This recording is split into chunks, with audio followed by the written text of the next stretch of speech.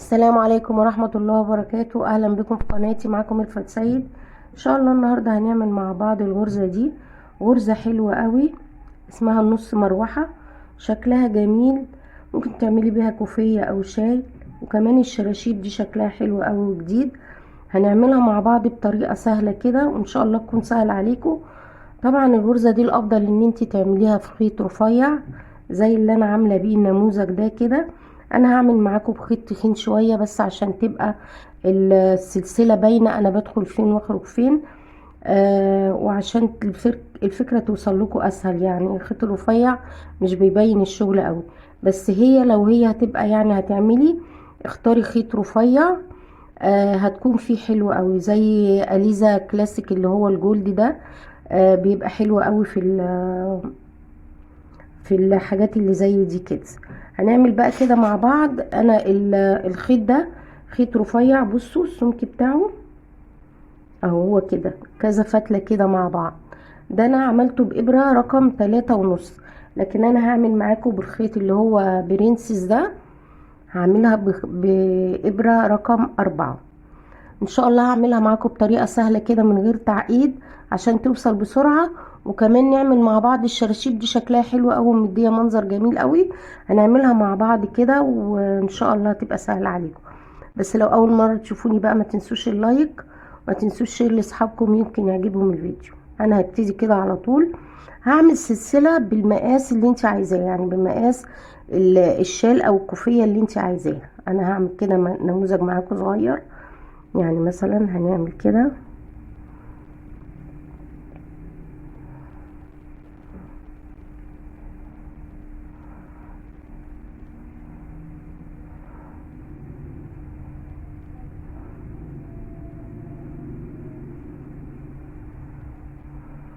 انا ما بعدش السلاسل، انا بعمل كده يعني بالويم كده بس كده، مقاس كده نعمل فيه ايه الغرزة. انا هعمل مثلا العرض اللي انا عايزاه خلاص بالسلسلة، وبعدين هروح عاملة 9 سلسلة. خليني بقى في اخر سلسلة اهو، انا عندها اهو كده. هعمل 9 سلسلة، 1 2 3 4 5 6 7 8 9. وهروح واخدة لفة واجي بقى في السلسلة اللي هي اخر المقاس اللي انا عملته، وهروح عاملة عمود عادي خالص كده. واروح عاملة سلسلة واعد من تحت سلسلة اهي. انا هنا اهو هعد السلسلة اهو، وهروح داخلة في اللي وراها عاملة عمود. هعمل سلسلة واروح عدى سلسلة من تحت سايباها، وادخل في اللي وراها عمود. كده انا عملت فراغ كبير وفراغين صغيرين. هعمل سلسلة واروح عاملة سلسلة من تحت اهو، اسيبها وهدخل هنا هعمل عمود عادي اهو.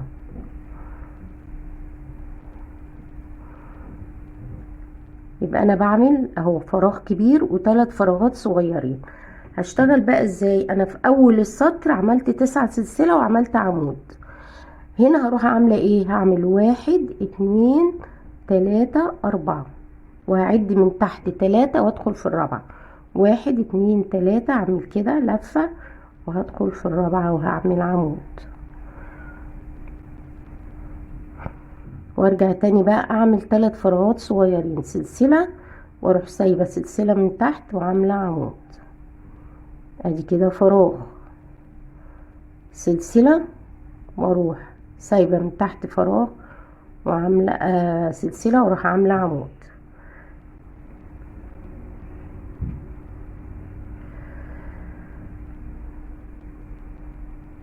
سلسلة واروح عاملة كمان، اخد هنا اسيب سلسلة كده واعمل عمود.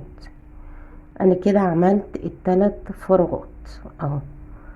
يبقى فراغ كبير 3 فراغات صغيرين، فراغ كبير 3 فراغات صغيرين.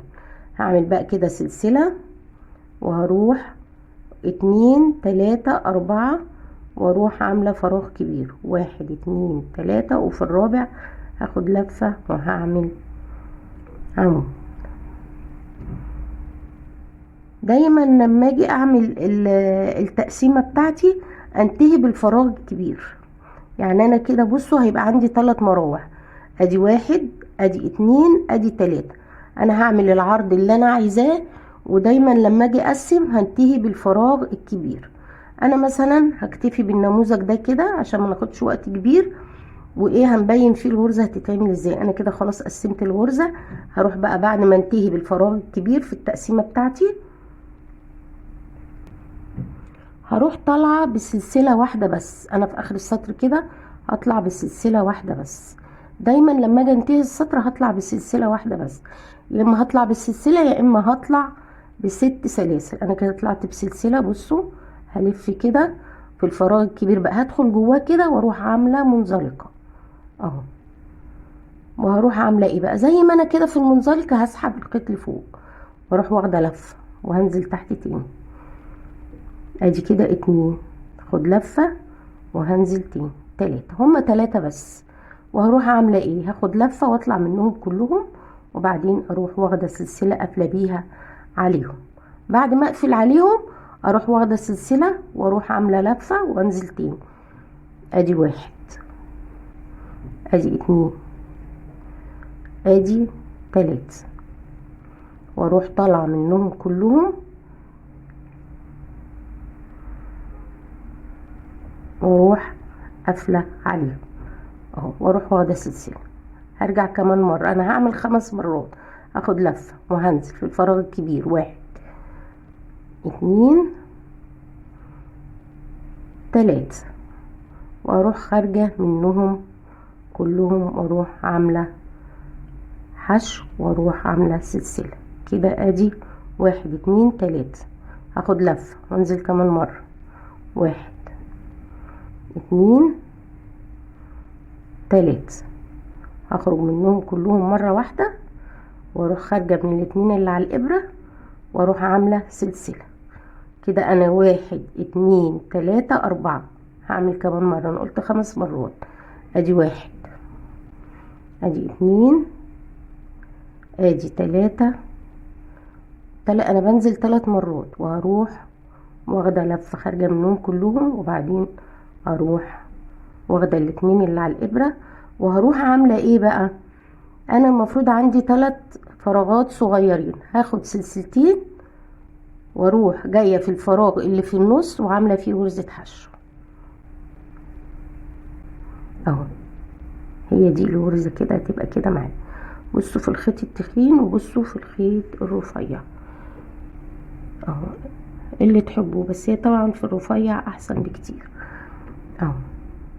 وهروح انا عملت سلسلتين وغرزة حشو، هعمل سلسلتين واروح على الفراغ الكبير اللي وراه واكرر نفس اللي انا عملته. وانا عامله السلسلتين كده اخد اللفه على طول وانزل واعمل 5 غرز للمروحه. ادي 1 2 ادي 3، واخرج منهم كلهم بعد ما معايا 2 على الابره اروح خارجه منهم واروح عامله غرزه واعمل التانية. انا هعمل 5 مرات. ادي 1 لفه التانية لفه التالتة واروح واخده لفه خارجه منهم كلهم، وبعدين اخرج من الاتنين اللي على الابره، وبعدين اخد السلسله اللي بين كل غرزه واللي وراها. كده عملت غرزتين، هعمل التالتة. ادي 1 ادي 2 ادي 3، هما 3 مرات بس.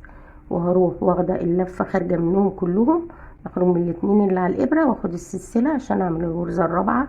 ادي 1 ادي 2 ادي 3، وهروح خارجه منهم كلهم وخارجه من الاتنين اللي على الابره واخد السلسله عشان اعمل اخر غرزه اللي هي ال5.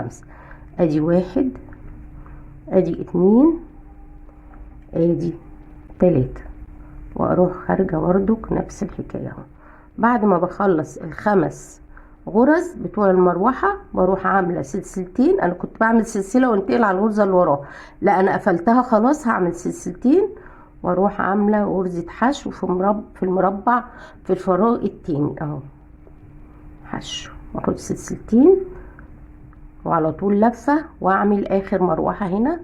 ادي 1 ادي 2 ادي 3، وهخرج هكملها بقى وارجع لكم. انا كده خلصت اهو. اخر مروحة عملتها زي دول بالظبط. هعمل ايه بعد كده؟ هاخد سلسلة واحدة بس واروح لفة الشغل وداخلة في المكان اللي هو بصوا بين اول غرزتين، واعمل كده منزلقة، واروح عاملة 3 سلسلة، 1 2 3، واروح واخدة لفة وشغالة عمود بين الغرزتين اللي وراهم كده، سلسلة واروح عاملة عمود في اللي وراه، سلسلة واعمل عمود في اللي وراه كده. انا اسست فوق المروحة الثلاث فراغات عشان المروحة ما تجيش فيها مروحة اهو، 3 فراغات. المروحة هتيجي بين المروحتين ازاي بقى؟ هروح عاملة 1 2 3 4 واروح واخدة لفة. مش هاجي هنا بقى، انا بدأت شغل من بين الغرزتين الاولانيين، برضك لما هاجي هنا هروح واخدة لفة وبين الغرزتين الاولانيين هعمل العمود اهو. يبقى المروحة هتيجي في المكان ده كده اللي هو ده، واروح واخدة سلسلة وهشتغل هنا كده عمود، واروح واخدة سلسلة واشتغل في المكان ده عمود، سلسلة وفي المكان ده عمود اهو. واروح برضو انا كده اللي عندي ال3 فراغات اهو، هروح عاملة 1 2 3 4، اخد لفة وما اجيش في المكان ده بين الغرزتين، واروح عاملة العمود عشان تيجي المروحة اللي بعد كده اهو. يبقى كده مروحة هنا ومروحة هنا، واروح عاملة بقى ايه؟ سلسلة واروح شغالة عمود هنا، سلسلة وهشتغل عمود هنا، سلسلة وهشتغل عمود في المكان ده اهو. زي ما نهيت الشغل هنا اهو بين العمودين بين الغرزتين الاخرانيين، وكنت بادئاه هنا دخلت بمنزلقة عشان ابدأ بال3 سلسلة بين الغرزتين الاولانيين. الحتة دي ايه مهمة اوي تظبط الشغل اهو. انا كده خلصت. هروح عاملة ايه بقى؟ هروح واخدة كده سلسلة وهلف الشغل. انا كده خدت السلسلة. انا المفروض ان انا كنت بعمل غرزة حشو في المكان اللي هو في الفراغ اللي في النص ده. انا كده خدت سلسلة، هاخد سلسلة كمان واروح جاية على المكان اللي في النص ده واروح عاملة غرزة الحشو عادي، وكنت بعمل سلسلتين واروح اشتغل المروحة على طول اهو، سلسلتين واروح شغالة بقى هنا المروحة عادي اللي هو كده 1 2 3، واقفلهم واخد الاتنين اللي فاضلين على الابرة واعمل سلسلة وانزل هنا كده 1 2 3، واروح خارجة منهم اهو واخدة سلسلة لفة، ادي 1 ادي 2 ادي 3، اخدهم وسلسلة. انا بعمل 5 مرات، ادي 1 ادي 2 ادي 3، هروح واخدة السلسلة وانزل كمان مرة ال5، 1 2 3 كده الغرزة الاخيرة اهو، 1 2 3 4 5 اهو. هاجي بقى هعمل ايه؟ زي ما كنت بعمل برضو في السطر اللي قبل كده، السلسلتين وهعمل الحشو في المربع اللي في النص، سلسلتين واروح رايحة على الفراغ ده هعمل فيه مروحة نفس الحكاية هعملها بقى وارجع لكم اهو الشكل كده. عملت هنا اهو المروحة. هروح عاملة ايه بقى؟ برضو سلسلتين واروح جاية في المكان المربع اللي في النص ده الفراغ اللي في النص واعمل حشو وسلسلتين. وهنا بقى المفروض ان ده عمود سلسلة عمود اهو، هشوف فين السلسلة اهو، هسيبها واروح عاملة هنا كده غرزة الحشو بعد ما خدت سلسلتين. هيبقى كده وهيبقى الشكل اهو في الاول زي الاخر هتبقى كده. هروح عاملة ايه بقى؟ انا المكان ده طلعت بسلسلة وبعدين سلسلتين وعملت حشو. انا بقى عايزة اعمل مروحة في المكان ده. انا هطلع كده بكام بقى؟ 1 2 3 4 5 6 والف الشغل. لما الاقي نفسي منتهية بالثلاث فراغات يبقى انا هطلع ب6 سلسلة. اطلع كده ب6 سلسلة الف، عشان انا هعمل في المكان دوت هعمل فيه مروحة اهو 6 سلسلة. هاجي بقى فين اعمل بقى العمود اهو، اخد لفة كده، مش هعمل عمود في الحتة دي، هعمل برضو بين الغرزتين اهو في المكان ده كده هعمل عمود. يبقى ده المكان اللي انا هعمل فيه المروحة. يبقى هو في سطر فاصل اهو، المروحتين ما جوش ايه فوق بعض اهو، وهروح واخده سلسلة وهعمل بقى فوق المروحة 3 فراغات اهو، سلسلة المكان اللي بعده اهو، سلسلة، واروح عاملة هنا العمود. بعد ما انا بقى خلصت ال3 فراغات اهو، المفروض هعمل برضو في المكان ده مروحة. اروح عاملة مش 6 سلاسل بقى، انا 6 سلاسل عشان نهاية السطر. اروح انا عاملة 1 2 3 4، واروح جاية في المكان ده كده واروح لفة لفة وعاملة بين الغرزتين برضو العمود، وهنا سلسلة واعمل في اللي وراها عمود، سلسلة وفي اللي وراها عمود،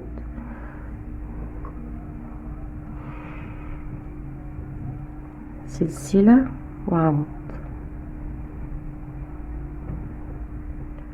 واروح جاية بقى هعمل مروحة في الاخر. كان في الاخر في السطر اللي قبل كده 3 فراغات، في الاخر هنا بقى هعمل مروحة تبقى 1 2 3 4، واخد لفة وهعمل بقى فين العمود، هعمله في غرزة الحشو دي اهي. بصوا دي اهي، اروح عاملة فيها العمود. المفروض ان انا كنت عاملة ايه 2 سلسلة وعملت غرزة حشو، سبت سلسلة وعملت غرزة حشو. انا هعمل بقى العمود في غرزة الحشو اهو. بصوا اهو هيبقى المنظر معايا كده اهو، الشكل هيبقى معايا كده.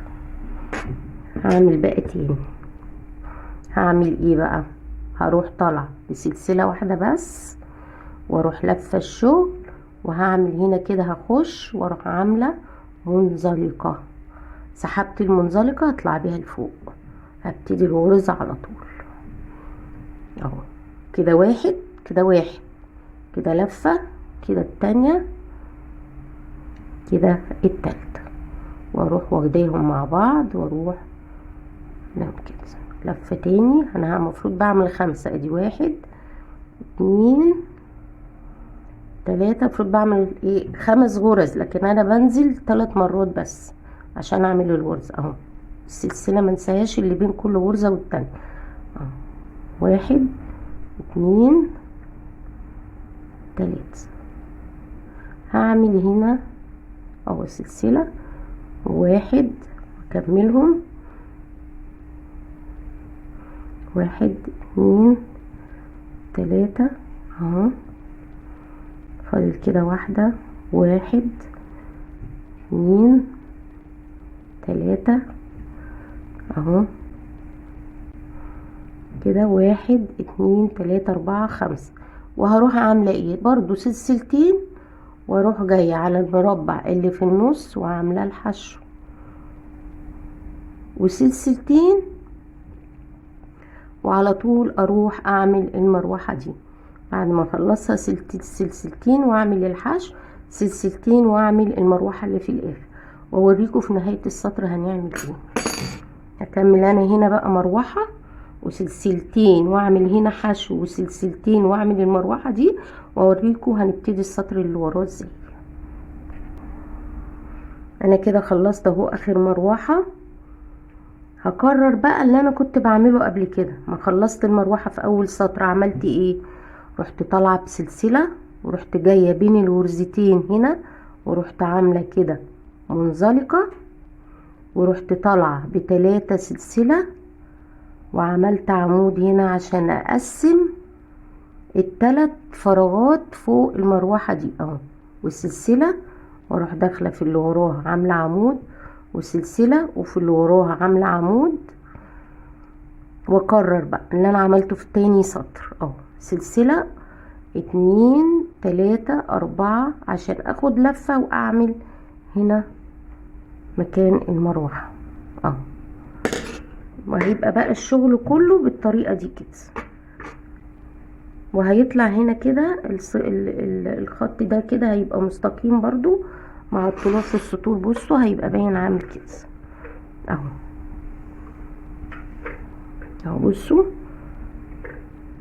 هتبقى ايه مظبوطه معاكم خالص.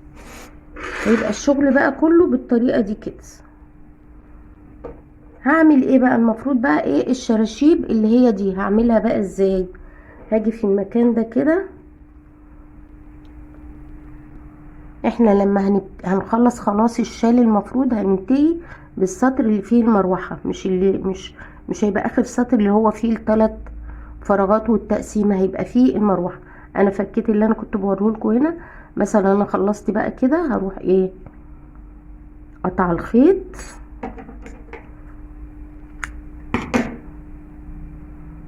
وهروح بقى المفروض ان انا هعمل الشراشيب سواء من الناحيه دي او من الناحيه دي.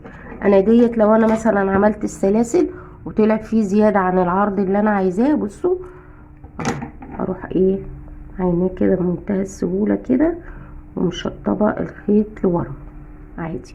انا بقى هاجي اعمل الشراشيب، مثلا خلصت شغل خلاص هعمل الشراشيب في الطرف ده، المفروض ده هو وش الشغل اهو. هروح عامله ايه؟ هاجي بقى في المكان اللي هو ده كده اهو وهحط الخيط اهو عشان تبقى مثبته معايا. اخد الاول الجزئين كده في سلسله مع بعض اهو. هعمل بقى 10 سلاسل ادي كده 1 2 3 4 5 6 7 8 9 10. بعد ال10 خليني كده عند السلسله ال10 وهعد 5 1 2 3 4 5. ارجع بقى لل10 اللي انا فيها واروح نازله فيها كده واعمل منزلقه اهو. دي الحته اللي هي على جنب اللي هي دي اللي مديه المنظر دي اللي هي الحته دي كده اهي. وهروح عامله تاني 1 2 3 4 5 واروح ماسكه كده ايدي واعمل 1 2 3 4 5 وانزل عند اخر 5 اهي واروح عامله منزلقه. انتي بس ماشيه مع الخطوات كده وانتي هتفهميها اهو. هروح عامله تاني 1 2 3 4 5. هطلع بقى لفوق كده وهعمل هنا غرزه بقى. انا كده 1 2 3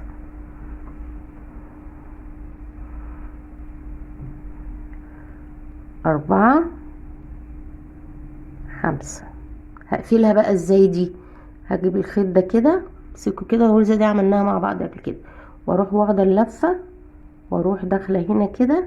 انا معايا اهو مكان اهو اللي انا مسكته ده، هدخل فيه تاني واخد الخيط واعمل حشو.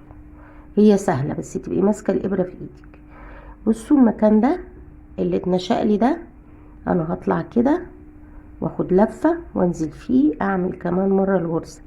ادي 2 كده ادي كده 3 4 5 واروح برضك نفس الحكايه كده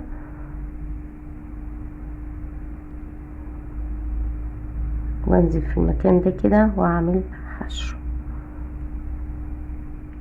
واجي بقى ينزل في المكان ده كده يا اما بسلسله هنا كده واروح واخده منزلقه واروح ضمهم الاتنين على بعض.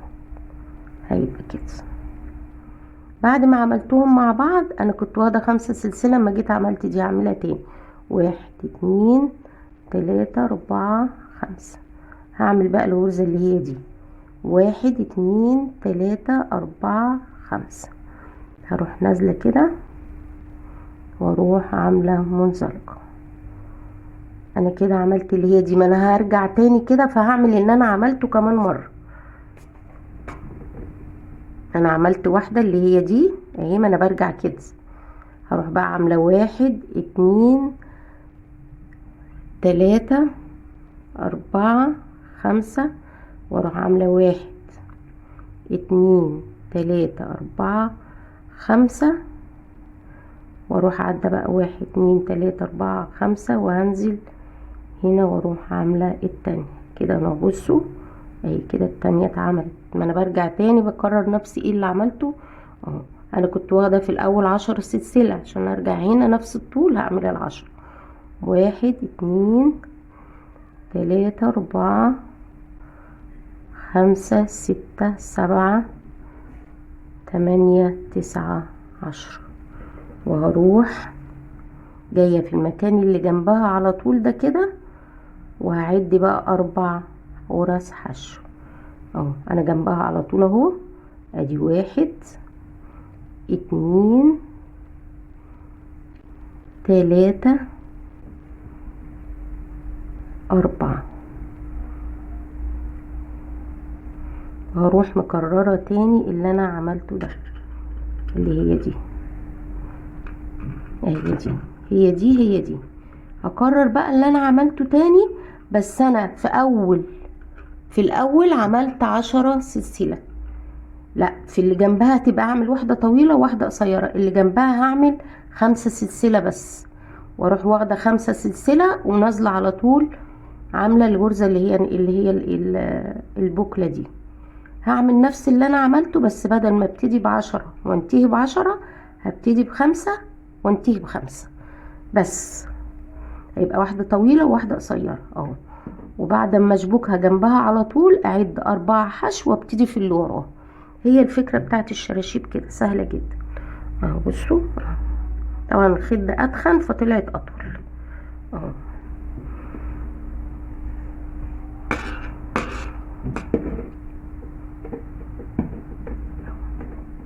يا رب تكون الشرح واضح.